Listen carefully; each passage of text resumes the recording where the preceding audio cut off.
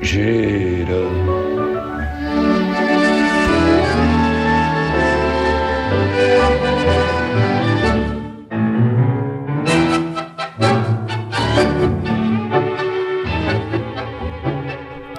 Claro, tiene usted razón. Bueno, ya, sí, pero de acuerdo, todas estas cosas que dice, entiéndame, o sea, es un programa, pues tal, no sé cuál, bueno, bien, todas estas objeciones, todos estos requiebros, tal y cual, pero no dice usted lo único importante, digamos, no sé. Que está usted guapísimo. Vale, pues ya está. Dejémoslo ahí. Vamos a ver. No, lo digo porque usted tiene que aprovechar estas cosas, ya que yo pertenezco al género, incluso al sexo. Ajá. Masculino. Al sexo era, lo que se decía antes era claro, el sexo.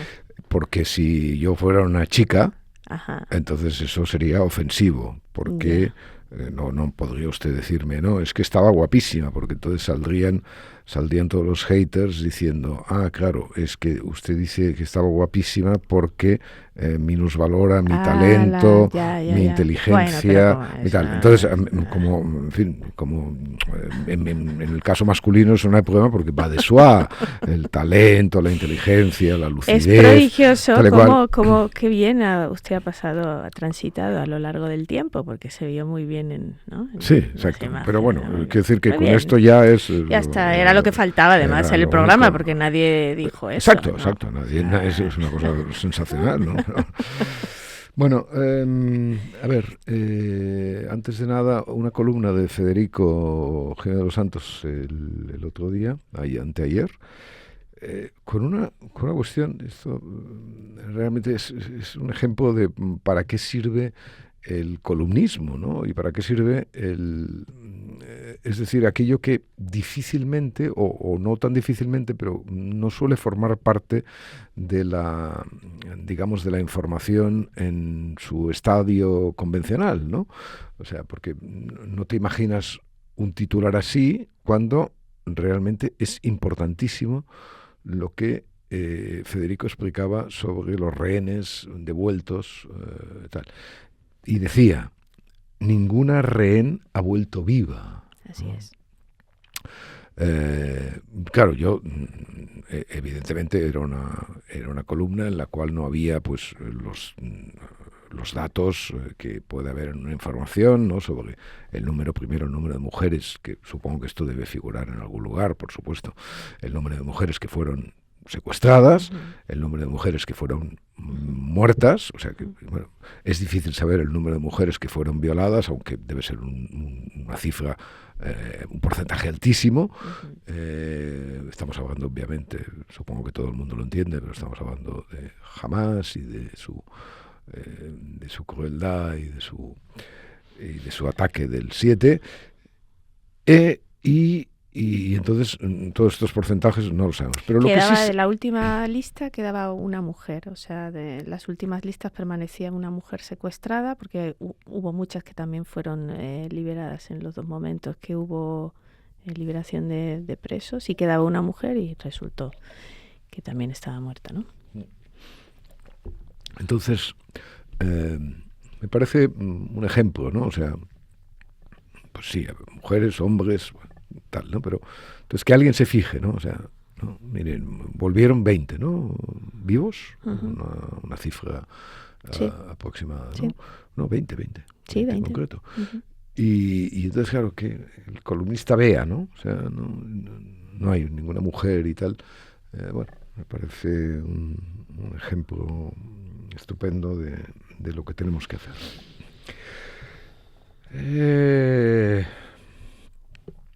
¿Ha leído esto de Arequipa y tal y el Congreso? El Congreso de la Lengua. Primero, todo tiene un ambiente bastante entristecido, ¿no? Está bien la crónica que escribe hoy Luis Alemany. Esto de Alemany, o sea, vamos a ver, pronuncia usted correctamente las cosas, ¿no? Hable usted en valenciano, o sea, esto es alemán. Ah, sí, pero no. No, es que ustedes... Luis Alemany se ha presentado él al teléfono muchas veces. Bueno, ya, pero bueno, es que ni siquiera él sabe cómo pronunciar su nombre. O sea, ¿qué quiere que le diga? O sea, es Luis Alemany. Bueno. Entonces, No sé. claro, usted puede decir Luis Alemany, ¿no? Pero Sí. entonces, si quiere usted llamarle Luis Alemany, le pone la I latina. Porque Okay. eso es... No, ya sabe usted lo que hacía... Uh-huh.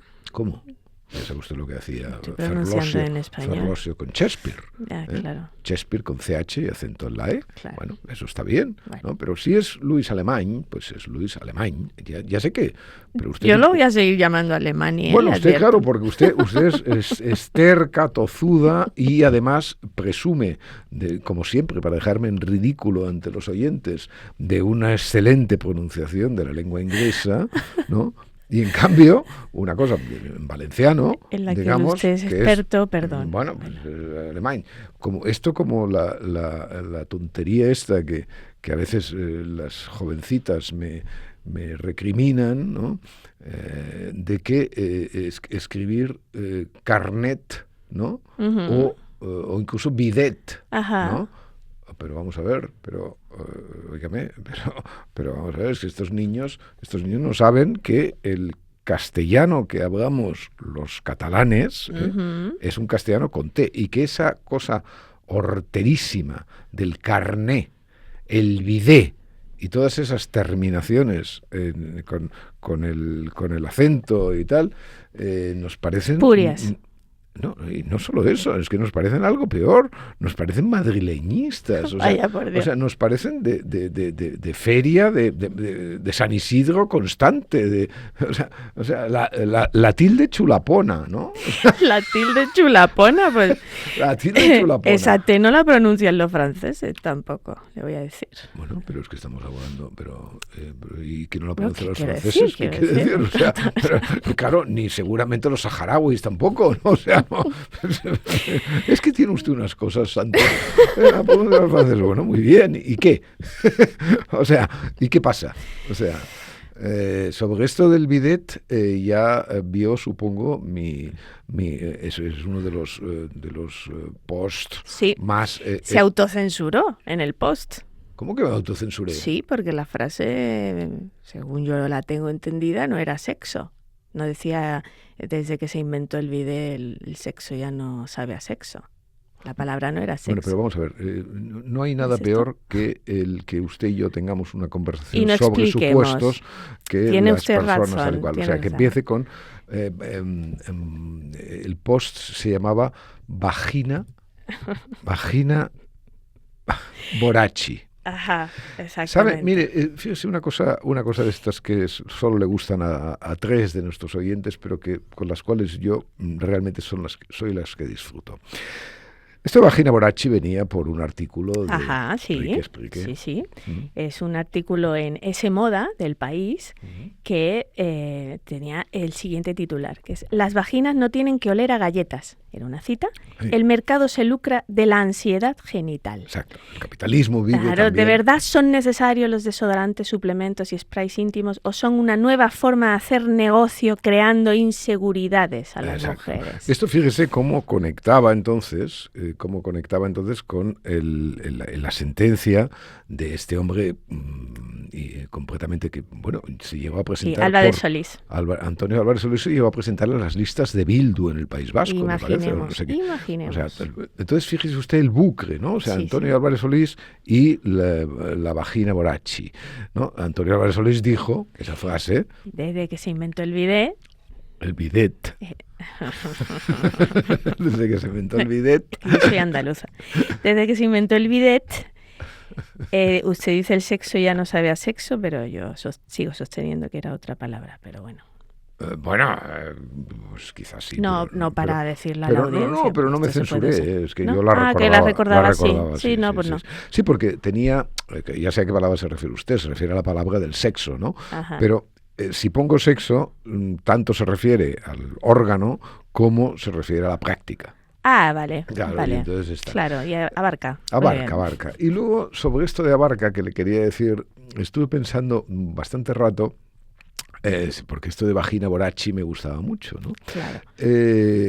Porque ya sabe usted esa especie de fantasía terrible de los hombres, ¿no? Que a veces ven las vaginas como unos dientes, ¿no? Claro. Como unos dientes así como de hipopótamo, ¿no? Sí. Una cosa así, unas cosas terribles, las fantasías, fantasías Son terribles ustedes a veces un poco raros. de los comicistas y todo esto. Bueno, entonces yo estuve pensando, si pongo, yo en realidad lo que quería decir era, lo que decía el artículo, era vagina veraci, Ujú. porque, claro, ya sabe usted que el plato de los vongole veraci, claro, los vongoles veraci es las almejas veraces, Claro. claro. Fíjese usted, almejas, ¿eh? Ya sabe usted cómo. Claro, claro, una de las metáforas, una de las metáforas. O sea, entonces pensé, hombre, pero hay que poner veraci. Pero entonces, claro, se me cruzó esto de la vagina dentada, ¿no?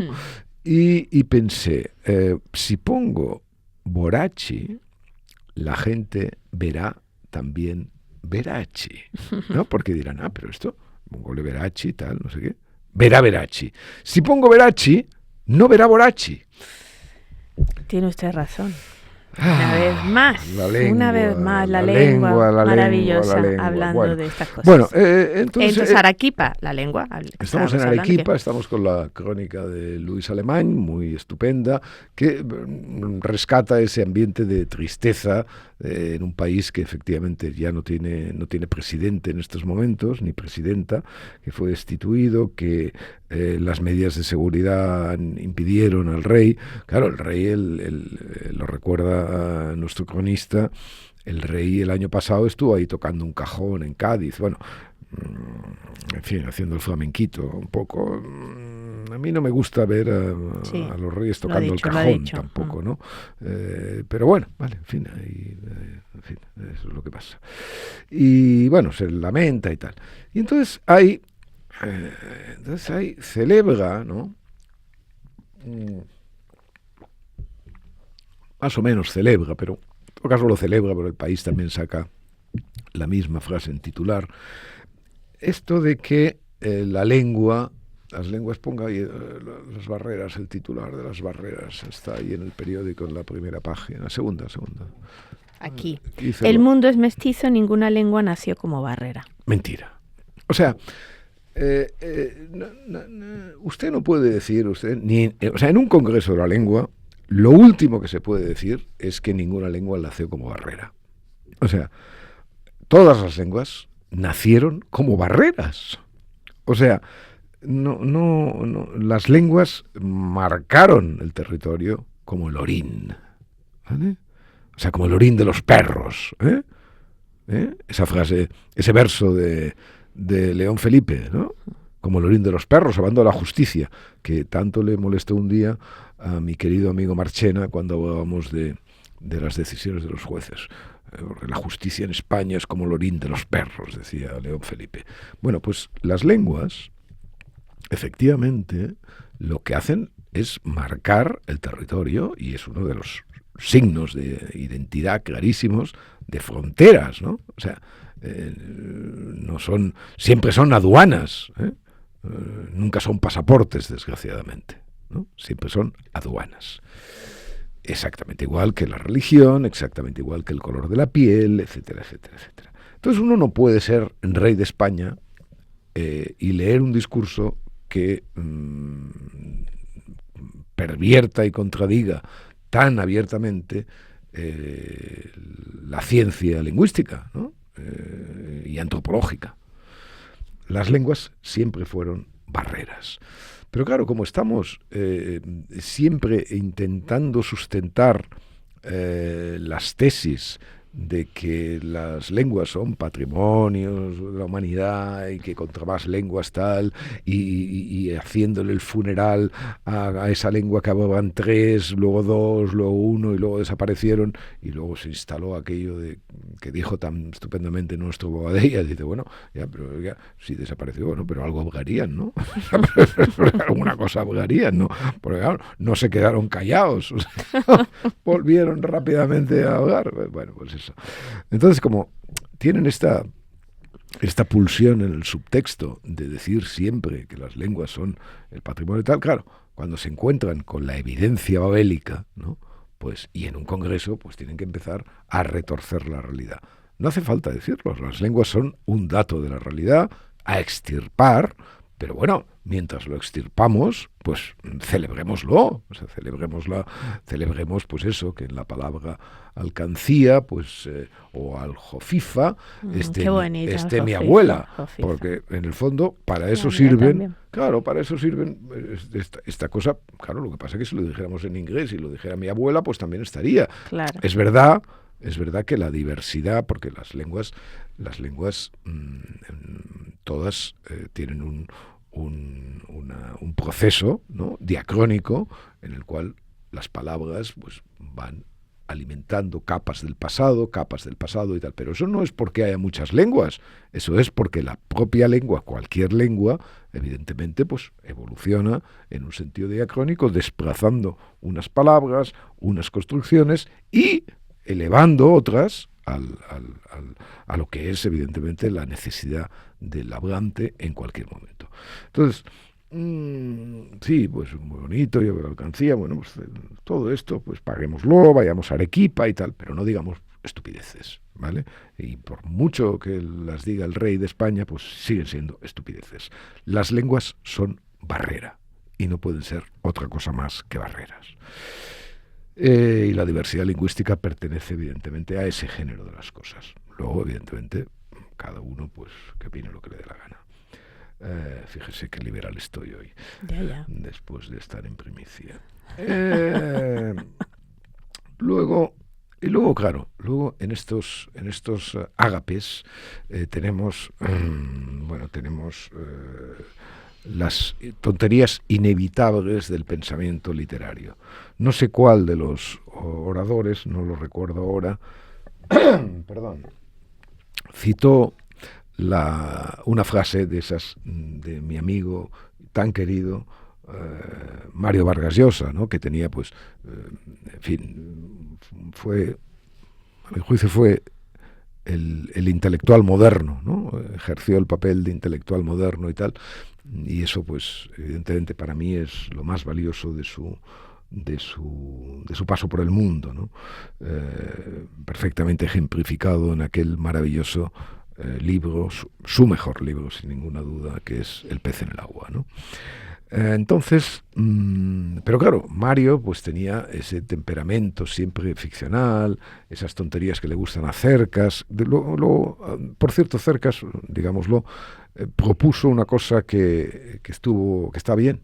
Propuso que el Cervantes, sí, propuso, que me parece una idea que debería recogerse, ¿no? Que el Cervantes esté repartido, o sea, que esté gestionado por todas las academias lingüísticas españolas, o sea, por todos los países que hablen español. Me parece una propuesta sensata, difícil, obviamente, difícil, porque, claro, como metes en el mismo saco todas estas cosas, bueno, es complicado, pero desde el punto de vista intelectual, yo creo, y político, es una iniciativa por la que trabajar. Bueno, pues no sé si Cercas o cualquier otro de tal sacó esta estupidez, ¿no?, de Mario Vargas Llosa. La vida es maravillosa porque tiene un fin. Entonces especulaban con la polisemia de fin. Me parece que fue el mismo rey, no sé, de fin. O como sea, objetivo, ¿no? Como finalidad y como final, ¿no? Y entonces estas cosas que les gustan tanto, ¿no? El pensamiento literario, o sea, la flatulencia del pensamiento literario, o sea, no, pero vamos a ver, o sea, la vida es absolutamente desastrosa, primero porque la vida no tiene un fin, no tiene una finalidad. Eso para empezar. O sea que seguimos con las tonterías asociadas a las lenguas como barreras. La vida no tiene una finalidad. Hay unos animalitos llamados genes que sí tienen una cosa que es la de reproducirse, pero ya en la vida, o sea, ya metidos en la vida, ¿no?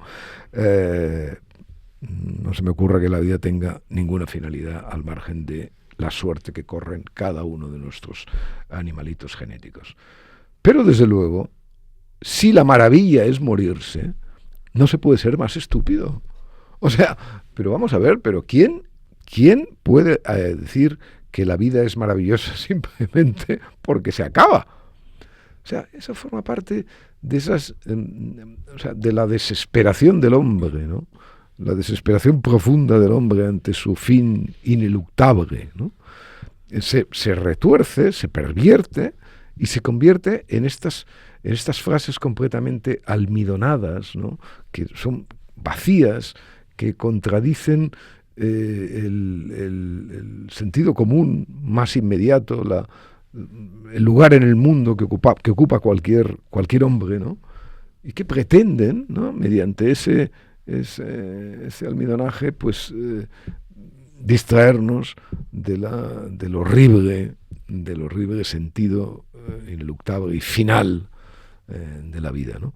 Y en eso consiste, como en otras cosas, ¿no?, el llamado pensamiento literario, ¿no? En esa perversión mediante la doblez de la metáfora, del rigor, del sentido común, esa sentencia que tantas veces recuerdo de Bacon, ¿no? O sea, ese contemplar el mundo, ¿no? Contempla el mundo en toda su extensión y en toda su devastadora realidad. En fin. Bueno, por lo tanto, Arequipa va servida, ¿no? Uh-huh. A ver. Bueno, a ver, claro, en el mismo sentido de las tonterías, ¿no? El juez Leopoldo Puente no pone en libertad, no encarcela. No encarcela, Ábalos. Como le estaba pidiendo a coro y a voz en grito la opinión, incluso la opinión socialdemócrata, porque quieren ver a Ábalos en la cárcel inmediatamente, ¿no? Porque así pues se lo sacan de encima y tal y cual. Yo no me gusta ver a nadie en la cárcel preventivamente, a menos que no se trate de una auténtica alarma y auténtica necesidad social, ¿no? Y que evidentemente no está justificada en el uso abusivo de la prisión preventiva que hay en España, ¿no? No me gusta eso. Como no me gusta, por cierto, que Sarkozy vaya a la cárcel sin que haya la resolución de un recurso previo. Madame Le Pen tenía razón cuando criticaba lo mismo respecto a su sentencia, que evidentemente no supuso en su caso el ingreso en la cárcel. En la cárcel debe estar la gente que está sentenciada en firme, ¿no? Y todo lo demás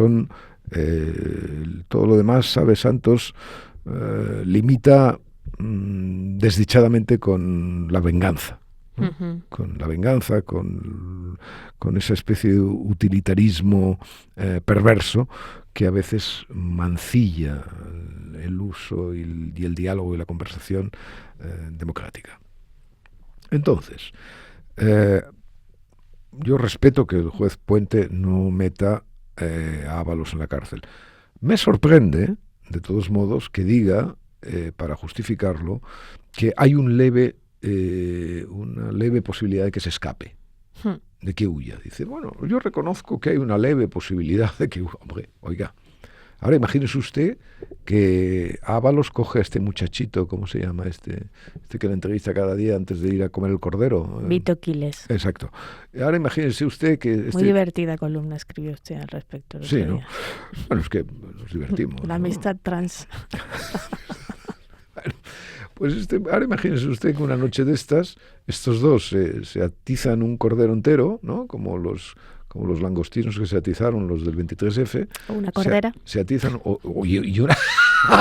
Está usted muy brillante ahora, muy brillante. Claro, eso yo no lo puedo decir, eso lo puedo decir perfectamente. Adiós Cordera es un cuento de Clarín maravilloso, por cierto. Bueno, pues se atizan un cordero y unas corderas y se van, ¿no? Y se largan los dos, así, grabando, pues por la noche y tal. Y entonces Qué road movie entonces sería, acabamos de dar a España. no, pero es que sería maravilloso que entonces el Puente dijera, no, yo ya lo dije, lo dije, que había un leve pronóstico de fuga. Pero bueno, no me quería referir solamente a esto, me quería referir a otra cosa todavía más problemática que ha dicho Puente. Insta al Congreso a resolver sobre este escándalo de que una persona procesada mantenga su escaño. Pero bueno, ¿pero esto qué escándalo es? Pero es que vamos a ver, esto hasta ahora solo lo decían los políticos populistas, que decían, no, si usted está investigado, o le han puesto una querella, incluso llegaron a decir Rivera en su época apoyando esto lamentablemente, y ya no digamos la Podemia. Bueno, pero, oiga, pero ¿cómo investigado, procesado? Pero vamos a ver, pero señor Puente, o sea, la presunción de inocencia a la cual usted está obligado a respetar, pero que esto qué es, o sea, pero este señor cumple unas funciones en el Parlamento que puede seguir cumpliendo porque no son incompatibles con la investigación porque presuntamente ha sido un ladrón, y cuando efectivamente sea un ladrón y sea juzgado y se determine si es un ladrón, pues entonces evidentemente tendrá que dejar de ser diputado. ¿Pero qué es esto? O sea, ¿qué es esto de porque una persona sea procesada, un juez diga que tiene que abandonar el escaño? ¿Pero qué es esto? Pero hasta tal punto estamos confundiendo en España los roles de unos, los roles de otros. Pero, insisto, esto solo lo decían los políticos, que se tiraban los trastos y se tiran los trastos unos a otros diciendo, no, usted tiene que expulsar del partido, usted tiene que expulsar del Parlamento. Pero vamos a ver, ¿pero qué es esto? ¿Ah? Bueno, pues es Puente. Sí. Vale, bien. Llegado a este momento, de todos modos, usted solo quiere una cosa. Que me cuente de Piquet, por favor. Bueno, leemos a veces. Claro, a veces. Leemos juntos. Sí. Leemos juntos. Voy a leer. A ver. Sí. Por favor. Quiero leer porque, como últimamente no está a la altura para que declamemos, pues tenemos que leer, ¿no? Es que no se lo gana, eso, tiene que ganar. Lewis Carroll, Alicia en el País de las Maravillas. En cuanto encontró el modo de tener el niño en brazos, modo que consistió en retorcerlo en una especie de nudo, la oreja izquierda y el pie derecho bien sujetos para impedir que se deshiciera, Alicia lo sacó al aire libre. Si no me llevo a este niño conmigo, pensó, seguro que lo matan en un día o dos. ¿Acaso no sería un crimen dejarlo en esta casa? Dijo estas últimas palabras en alta voz, y el pequeño le respondió con un gruñido. Para entonces había dejado ya de estornudar. «No gruñas», le riñó Alicia. «Esa no es forma de expresarse». El bebé volvió a gruñir, y Alicia le miró la cara con ansiedad para ver si le pasaba algo. No había duda de que tenía una nariz muy respingona, mucho más parecida a un hocico que a una verdadera nariz. Además, los ojos se le estaban poniendo demasiado pequeños para ser ojos de bebé. A Alicia no le gustaba ni pizca el aspecto que estaba tomando aquello. A lo mejor es porque ha estado llorando, pensó, y le miró de nuevo los ojos para ver si había alguna lágrima. No había lágrimas. «Si piensas convertirte en un cerdito, cariño», dijo Alicia muy seria, «yo no querré saber nada contigo. Con que anda tengo un cuidado». La pobre criaturita volvió a soltar un quejido, o un gruñido, era imposible asegurarlo, y los dos anduvieron en silencio durante un rato. Alicia estaba empezando a preguntarse a sí misma, ¿y ahora qué voy a hacer yo con este chiquillo al volver a mi casa? Cuando el bebé soltó otro gruñido con tanta violencia que volvió a mirarlo alarmada. Esta vez no cabía la menor duda. No era ni más ni menos que un cerdito. y a Alicia le pareció que sería absurdo seguir llevándolo en brazos. Así pues, lo dejó en el suelo y sintió un gran alivio al ver que echaba a trotar y se adentraba en el bosque. Si hubiera crecido, se dijo a sí misma, habría sido un niño terriblemente feo. Pero como cerdito me parece precioso. Y empezó a pensar en otros niños que ella conocía y a los que les sentaría a la mar de bien convertirse en cerditos. Nuestro querido amigo Ernesto Hernández Busto tiene ese libro maravilloso sobre el cerdo. Cerdos y niños. Cerdos y niños, y evidentemente este párrafo forma parte de su libro, ¿no? Y es que, querida Santos, es lo que decimos. Cuando el cerdo quiere ser jamón... Solo puede ser Joselito. Bueno, estamos muy contentos con el Premio Nobel de Economía. Con el de la Paz también, voy a meter con un el inciso. Y con el de la Paz también, por supuesto. Y estamos... Con el de la Paz no solamente estamos felices, sino que además estamos felices de la vergüenza que este premio ha hecho pasar al gobierno, ¿no? O sea, porque no hay nada más estupendo que los hechos revelen la mala fe de los otros, ¿no? Pero eso por lo que respecta al Premio Nobel de la Paz de María Corina, que evidentemente celebramos doblemente. Pero yo le quería hablar, porque se ha dicho poco, del premio de Economía. Los premios Nobel de Economía, que son unos premios que están ahí, ¿no? No son, hay mucha gente que dice no son premios Nobel reales, ¿no? Pero no forman parte de la tradición desde el principio, ¿no? Pero suelen tener a veces mucho interés. Claro, usted recuerde que Kahneman fue premio Nobel de Economía. Bueno, este año lo ha sido un intelectual que se llama Joel Mocker. ¿Qué tal? Bien, muy bien, muy bien. Bueno, este hombre nos interesa. Este hombre nos interesa porque por varias cosas, ¿no? Dos cosas, básicamente. Primero, porque dice algo en lo que estamos empeñados, ¿no? Los que no somos luditas, ¿no? Y es que el impacto del descubrimiento, de la tecnología, etcétera, etcétera, tiene una repercusión directa en la felicidad de los hombres, ¿no? En el crecimiento y, por lo tanto, en la mejora de las condiciones de vida. Es decir, en estos tiempos que frívolamente, como hace 40 años lo hacía también el marxismo de Catón, ¿no? Que hablan del decrecimiento y la necesidad de parar, en fin, esta cosa absurda, ¿no? De los apocalípticos. Paren, paren el mundo, que me bajo, ¿no? esta estupidez ácrata, ¿no? de nuestra juventud. Pues bueno, premiar a un hombre que sostiene que evidentemente el crecimiento es la única posibilidad de reducir la desigualdad y que el crecimiento está indisolublemente asociado a los descubrimientos tecnológicos, ¿no? a la implementación de soluciones tecnológicas cada vez más sofisticadas, bueno, pues es una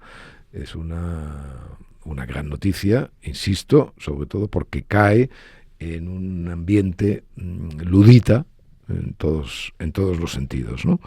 Pero luego hay otra faceta de él, bueno, de su pensamiento, que es hay un artículo célebre del 2005 que dice los orígenes intelectuales de la economía moderna, ¿no? Donde propone una reinterpretación intelectual de la revolución industrial, ¿no? Es decir, la tesis que el crecimiento económico moderno tiene sus raíces en el programa baconiano, esto que decíamos, el contempla mundo de Bacon, sí.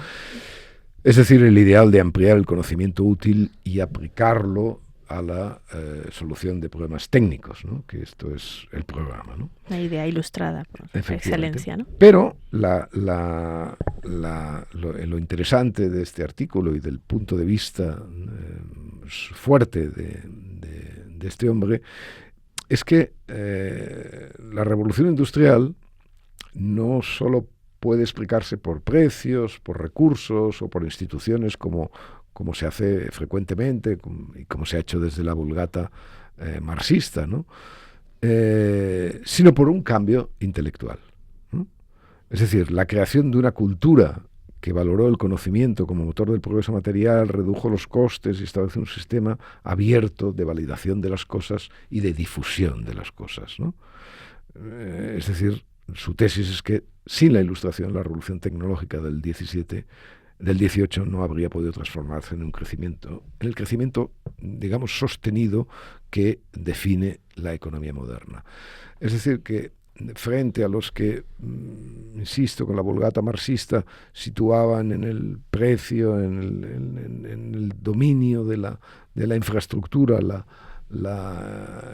motor, digamos, del progreso, etcétera, Mocker resalta, subraya, recupera y rescata el enorme e importantísimo papel de las ideas. Y esto, pues, hay que celebrarlo.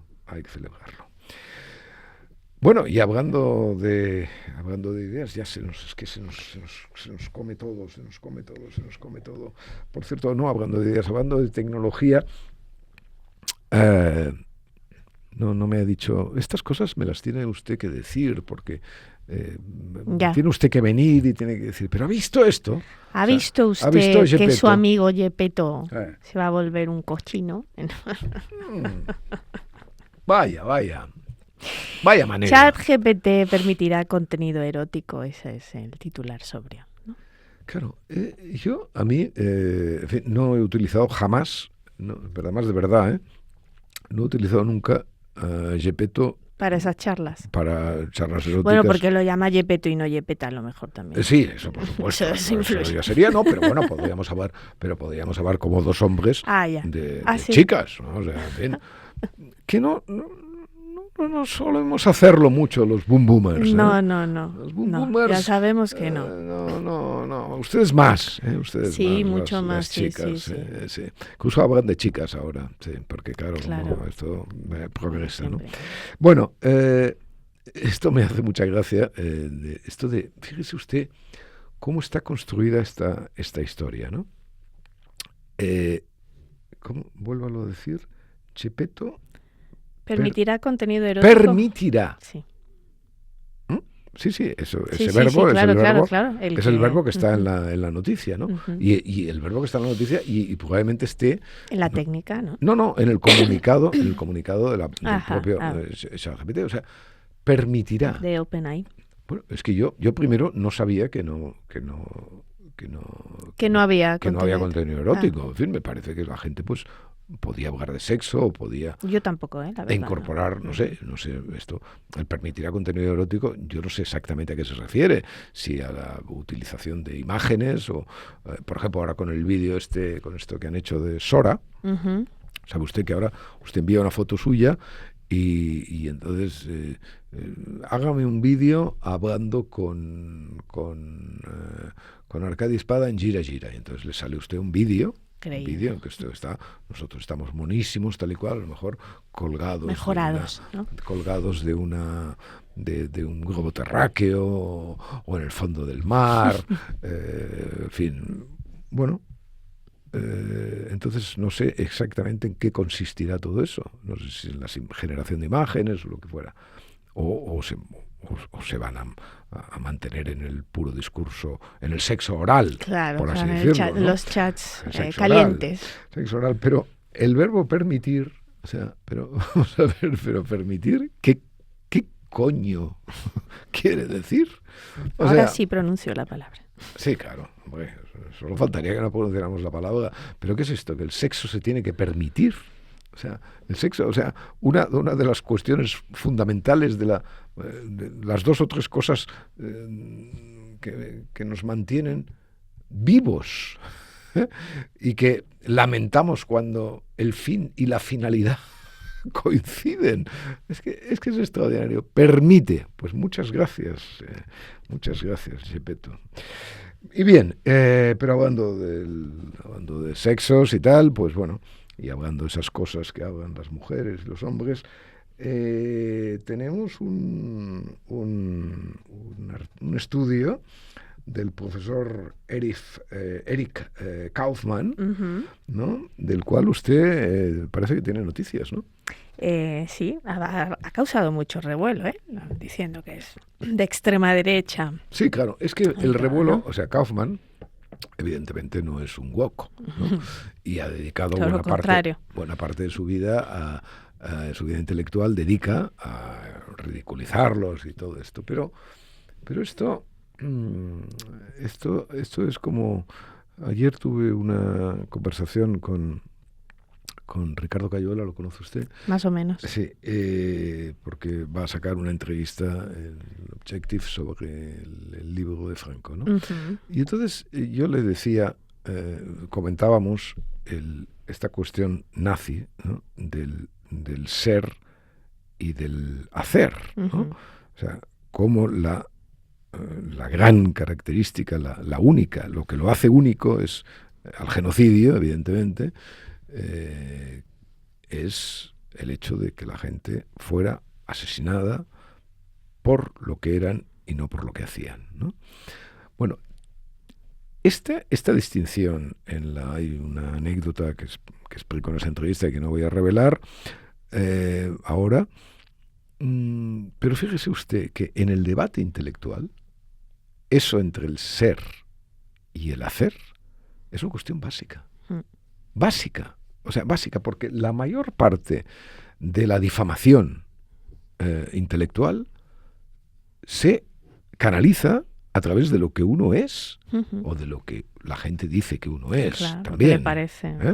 Pero nunca tal. Entonces Kaufmann, sí, bueno, un extrema derecha, una extrema derecha, no sé qué, tal y cual. Por lo tanto, ya no vamos a leer el estudio de Kaufmann, ¿no? No, yo que trasiego toneladas y toneladas de prensa socialdemócrata, ¿qué sería de mí? ¿Qué sería de mí si yo aplicara este sistema? Es que me quedaría como una flor pansida, como una cosa sin hálito de vida, sin savia y sin ser sabio. Bueno, ¿qué bromas hago? Vamos a unas bromas. Es que está usted, the man of the hour. El estudio se dice The Decline of Trans and Queer Identity Among Young Americans, o sea, ha descendido el número de jóvenes que se identifican como queer y trans, del profesor Eric Kaufmann de la Universidad de Buckingham. Analiza encuestas de estudiantes y jóvenes estadounidenses entre 2016 y 2025 para observar cómo evolucionan las identidades trans y queer y no heterosexuales. Sí, cuando me pasó usted esto,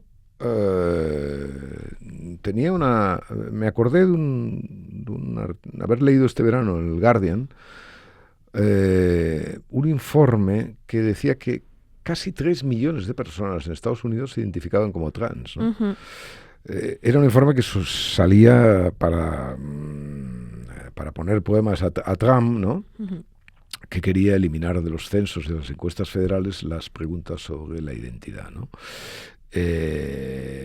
Bueno, y advertían, el estudio en realidad advertía que eso podía borrar estadísticamente a toda una población que ya se veía en plena expansión. Sí. Bueno, Kaufmann, basado en amplias encuestas universitarias, muestra que tras un fuerte auge de las identidades trans, no binarias y queer durante los años 2010 y comienzos de 2020, estas han empezado a disminuir claramente desde 2023, sobre todo en las universidades de élite. Claro. Es que esto de la élite es la clave, ¿no?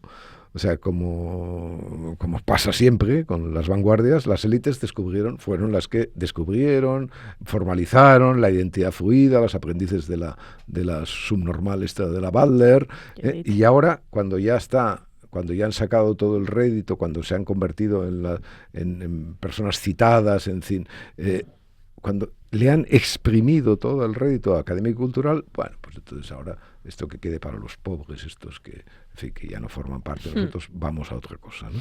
La cita es: la proporción de estudiantes que se identifican como trans o no binarios cayó de casi 7% a menos de un 4%. Ese es el dato. Sí, sí.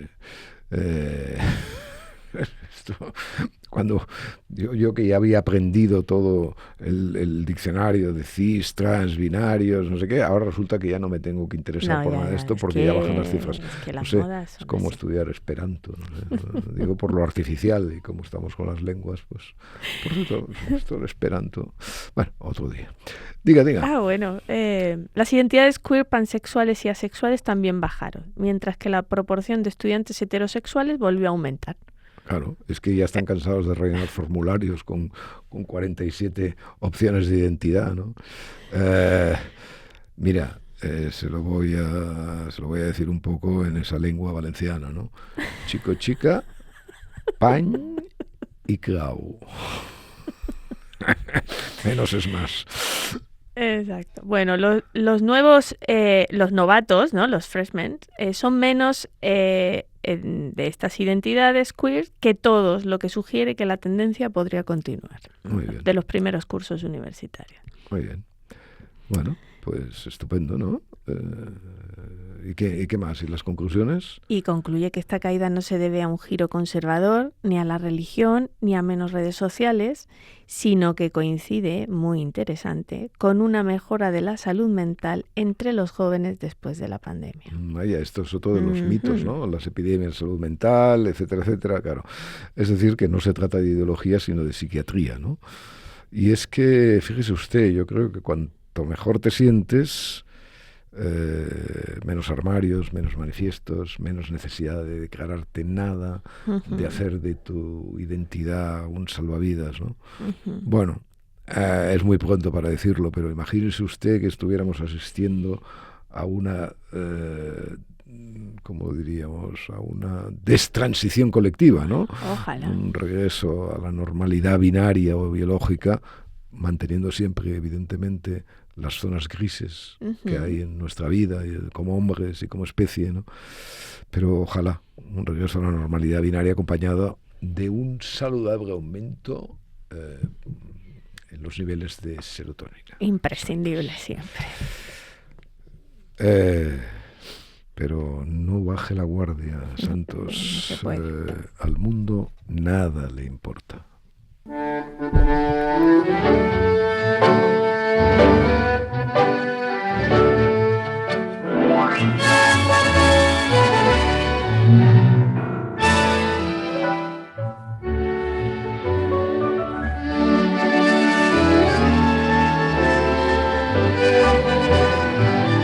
Un podcast de Arcadi Espada y El Mundo con la colaboración de Yaiza Santos.